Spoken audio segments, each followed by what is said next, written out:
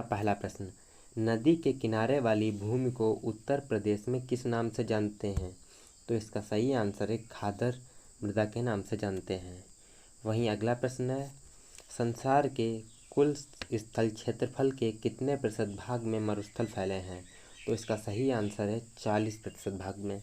यहाँ पर संसार की बात की गई है दोस्तों, ना कि भारत की। बढ़ते हैं अगले प्रश्न की तरफ। राजस्थान का मरुस्थल उत्तर प्रदेश की कितनी भूमि को प्रतिवर्ष कृषि के अयोग्य बना रहा है? तो इसका सही आंसर है 3200 एकड़ भूमि को। बढ़ते हैं अगले प्रश्न की तरफ। राजस्थान का मरुस्थल कितने क्षेत्र में फैला है? तो इसका सही आंसर है 20,800 वर्ग किलोमीटर में। बढ़ते हैं अगले प्रश्न की तरफ।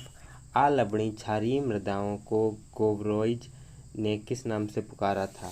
तो इसका सही आंसर है सोलोनटेज नाम से पुकारा था। बढ़ते हैं अगले प्रश्न की तरफ। लवणीय क्षारीय मृदाओं को हिलगार्ड ने किस नाम से पुकारा था? तो इसका सही आंसर है ब्लैक एल्काली सॉइल्स। बढ़ते हैं अगले प्रश्न की तरफ। भारत में कुल कितने क्षेत्रफल पर कृषि होती है? तो इसका सही आंसर है 6.57 करोड़ हेक्टेयर भूमि पर होती है। बढ़ते हैं अगले प्रश्न की तरफ। मृदा शब्द की उत्पत्ति लैटिन भाषा के किस शब्द से हुई? तो दोस्तों, मृदा शब्द की उत्पत्ति लैटिन भाषा के सोलम शब्द से हुई। किस शब्द से हुई? सोलम शब्द से हुई। बढ़ते हैं अगले प्रश्न की तरफ। मृदा विज्ञान का अध्ययन किन रूपों में किया जाता है? तो मृदा विज्ञान का अध्ययन 2 रूपों में किया जाता है। बढ़ते हैं अगले प्रश्न की तरफ। मृदा की ऊपरी परत जिसमें कृषि करते समय औजार तथा मशीनरी आदि चलाते हैं वह मृदा कहलाती है, उसे पृष्ठ मृदा कहते हैं। बढ़ते हैं अगले प्रश्न की तरफ। ऊपरी सतह से नीचे की परत जो पैतृक पदार्थ तक गहरी होती है उसे कहते हैं, तो उसे अमृदा कहते हैं, अवमृदा कहते हैं। क्या कहते हैं? अवमृदा कहते हैं। बढ़ते हैं अगले प्रश्न की तरफ। मृदा पादप वृद्धि का माध्यम है, तो मृदा पादप वृद्धि का एक माध्यम है। अधिकांश मृदाओं की ऊपरी सतहों में भार की दृष्टि से कार्बनिक पदार्थ की मात्रा होती है, तो कितनी होती है मित्रों? तो ये 1 से 6% होती है। बढ़ते हैं अगले प्रश्न की तरफ। मृदा के भौतिक गुण मृदा के रासायनिक एवं खालिस्तान गुणों को प्रभावित करते हैं, तो मृदा के भौतिक गुण और रासायनिक गुण यह मृदा के जैविक गुणों को प्रभावित करते हैं। कौन से गुणों को? जैविक गुणों को प्रभावित करते हैं। बढ़ते हैं अगले प्रश्न की तरफ। यांत्रिक विश्लेषण द्वारा मृदा कणों का खालिस्तान ज्ञात किया जाता है, तो इसका सही आंसर है सही आकार ज्ञात करते हैं। बढ़ते हैं अगले प्रश्न की तरफ। मृदा कणों समूहों को कहते हैं, तो मृदा कण समूहों को मृदा वर्ग कण कहते हैं। बढ़ते हैं अगले प्रश्न की तरफ।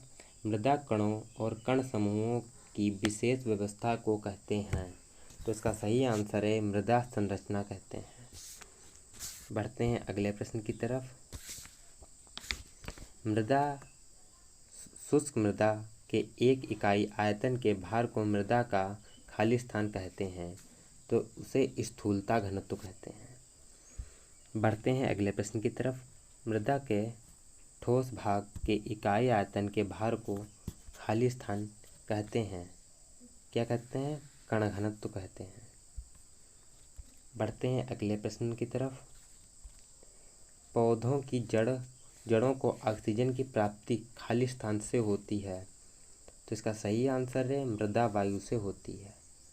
बढ़ते हैं अगले प्रश्न की तरफ। मृदा की खालिस्तान मृदा वायु की वह मात्रा है जो मृदा में क्षेत्र क्षमता नमी वाली अवस्थाओं में पाई जाती है, तो इसका सही आंसर है वायु क्षमता कहते हैं। तभी बढ़ते हैं अगले प्रश्न की तरफ।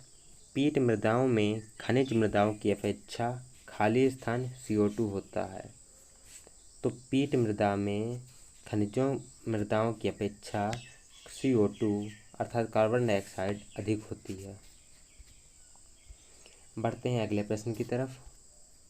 मृदा वायु में ऑक्सीजन की मात्रा गहराई अधिक होने पर खालिस्तान हो जाती है कम। अर्थात मृदा वायु में ऑक्सीजन की मात्रा गहराई अधिक होने पर ऑक्सीजन की मात्रा कम होने लगती है।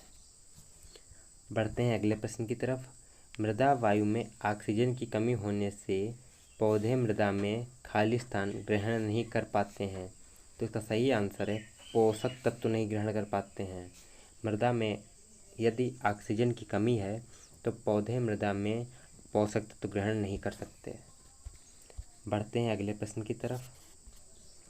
काली रंग वाली मृदा का ताप दिन में हल्के रंग की मृदाओं के ताप की अपेक्षा खालिस्तान बढ़ जाता है।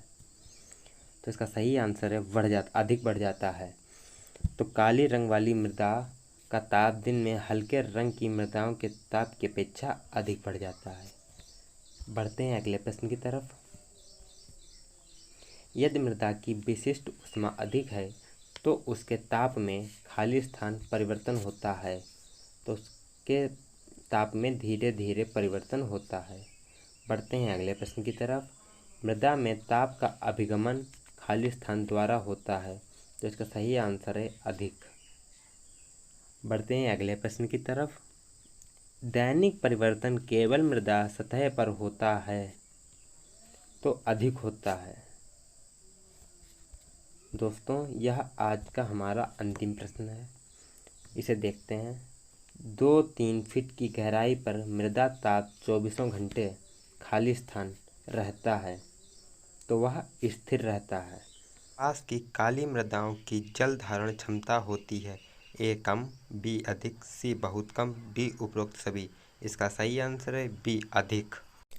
उत्तर प्रदेश में लवण प्रभावित मृदा का क्षेत्रफल कितने हेक्टेयर है? ए 60 लाख, बी 70 लाख, सी 80 लाख, डी 90 लाख। इसका सही आंसर है बी 70 लाख।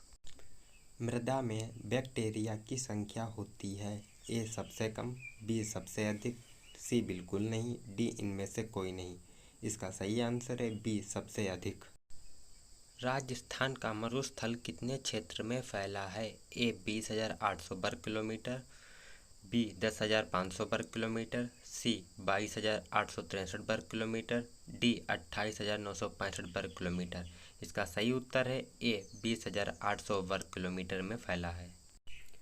नोट: फाइटोरेमेडिएशन प्रदूषित मिट्टी, भोजन और अन्य दूषित मीडिया में प्रदूषण की मात्रा, गतिशीलता और विषाक्तता को कम करने के लिए पौधों का उपयोग फाइटोरेमेडिएशन कहलाता है। इस प्रकार की और जानकारी को लेने के लिए वीडियो को लास्ट तक देखें। प्रश्न 5, निम्नलिखित में से कौन सी प्राकृतिक आपदा नहीं है? ए भूकंप, बी चक्रवात, सी बाढ़, डी परमाणु बम विस्फोट। सही उत्तर है डी परमाणु बम विस्फोट। प्रश्न 6, वर्षा वाले क्षेत्रों में आमतौर पर किस प्रकार की मिट्टी पाई जाती है? ए अम्लीय मिट्टी, बी क्षारीय मिट्टी, सी ए व बी दोनों, डी इनमें से कोई नहीं। तो इसका सही आंसर है ए अम्लीय मिट्टी। प्रश्न 7, आमतौर पर लाइम का प्रयोग किया जाता है। ए पीएच कम करने के लिए, बी पीएच बढ़ाने के लिए, सी पीएच उदासीन करने के लिए, डी इनमें से कोई नहीं। इसका सही उत्तर है बी पीएच बढ़ाने के लिए लाइम का प्रयोग किया जाता है। प्रश्न 8, मिट्टी के नमूनों को डिस्टिल्ड पानी के साथ कितने अनुपात में मिलाया जाना चाहिए? ए 1:1, बी 1:2, सी 1:5, डी 1:6। इसका सही उत्तर है सी 1:5। प्रश्न 9, यदि मिट्टी के नमूने का भार 10 ग्राम है तो उसमें कितने मिलीलीटर डिस्टिल्ड पानी मिलाएंगे? ए 40 ml, बी 50 ml, सी 60 ml, डी 70 ml। इसका सही उत्तर है बी 50 ml। प्रश्न 10, अम्ल वर्षा का पीएच लगभग होता है।